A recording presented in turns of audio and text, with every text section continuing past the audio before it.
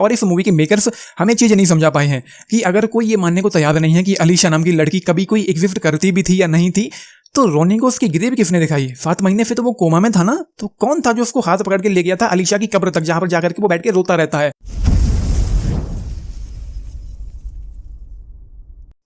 नमस्कार दोस्तों मैं अभी टाइगर श्रॉफ और संजय दत्त की बागी 4 नाम की नई मूवी को देखकर लौट कर आया हूं। 2.5 घंटे से ज्यादा ही इस मूवी की टोटल लेंथ है एंड ये फिल्म किसी तमिल मूवी की अनऑफिशियल हिंदी रीमेक है और इस मूवी को टाइगर श्रॉफ का कमबैक भी कहा गया है। और इस वीडियो में आपको किसी भी तरह का कोई स्क्रीनशॉट या कोई वीडियो देखने को नहीं मिलेगा, मुझे कॉपीराइट वाले इशूज में नहीं पड़ना है।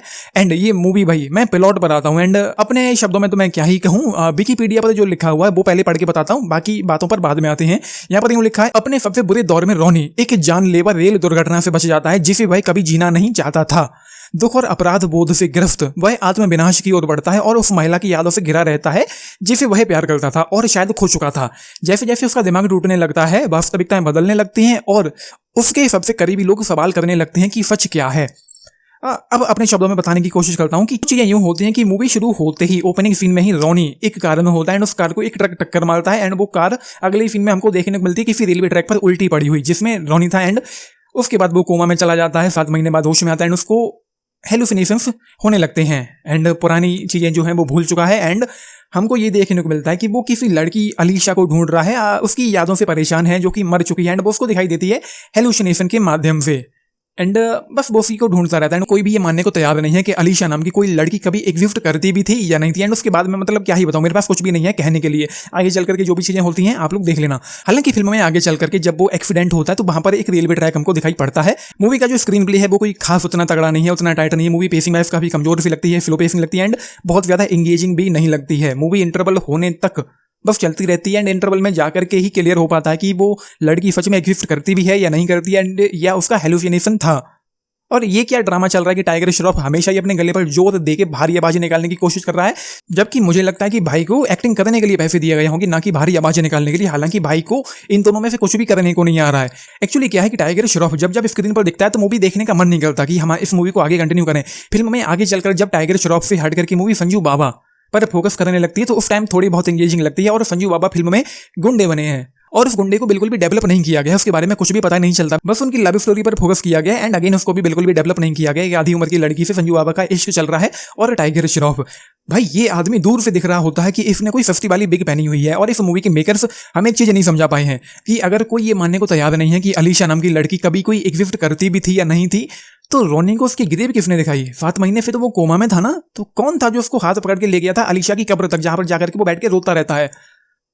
मतलब कौन था वो? और संजू बाबा की शादी वाला जो वो सीन था वहां पर इतना सारा खून खराबा दिखाने की कोई जरूरत नहीं थी। आई गेस मुझे नहीं लगता कि वहां पर इतना सारा खून खराबा दिखाने की जरूरत थी।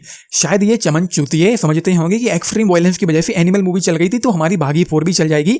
अबे झंडू, एनिमल की स्टोरी लाइन अच्छी थी, उसके हीरो में दम थी और रणबीर कपूर की परफॉर्मेंस भाई साहब आज तक उनका बेस्ट काम एनिमल में देखने को मिला है। और तुम्हारी हीरो को एक्टिंग आती है ऐसा सिर्फ तुम लोगों को लगता है, जबकि पूरी दुनिया को ऐसा नहीं लगता है। और ट्रेलर वाला वो जो सीन था जहां पर संजू बाबा क्राइस्ट को धमकाने के लिए चर्च में चले जाते हैं, मैं जानना चाहता हूं कि भाई उस सीन को किसने लिखा और किसका आइडिया था कि ऐसा भी सीन इस मूवी में होना चाहिए। और उसके डायलॉग क्या है? गॉड, अगर तूने मेरी अवंतिका को वापस नहीं किया तो मैं तेरी इस दुनिया को ऐसे बर्बाद करूंगा कि सब देखते रह जाएंगे। भाई जब तू बर्बाद कर ही देगा तो देखेगा कौन? और दूसरी बात, तू बर्बाद करेगा और पूरी दुनिया देखती रहेगी, कुछ भी नहीं करेगी। उसके बाद संजू बाबा अगेन गॉड को बोलते हैं, डर गया क्या? डर। और फिल्म में सारी चीजें तब रिवील हो पाती हैं जब फिल्म करीब करीब 2 घंटे की निकल जाती है। उसके बाद सिर्फ क्लाइमैक्स ही बचता है और जब स्टोरी लाइन पूरी तरीके से अनफोल्ड हो पाती है तो ऐसा लगता है कि कुछ भी खास नहीं था इस मूवी की कहानी में। मतलब क्या ही बना के रखा है, मतलब मैं समझ नहीं पा रहा हूँ कि मैं इस मूवी के बारे में कितना खराब कहूँ।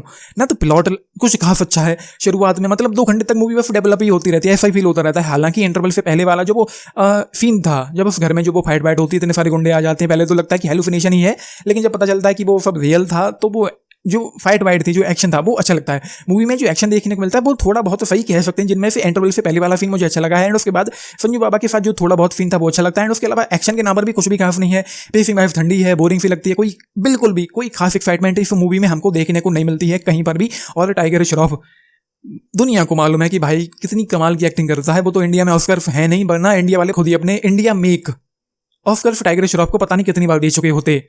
तो बस वही है। और जैसा कि मैंने कहा, भाई को आवाज भारी करके बोलने की क्या जरूरत थी?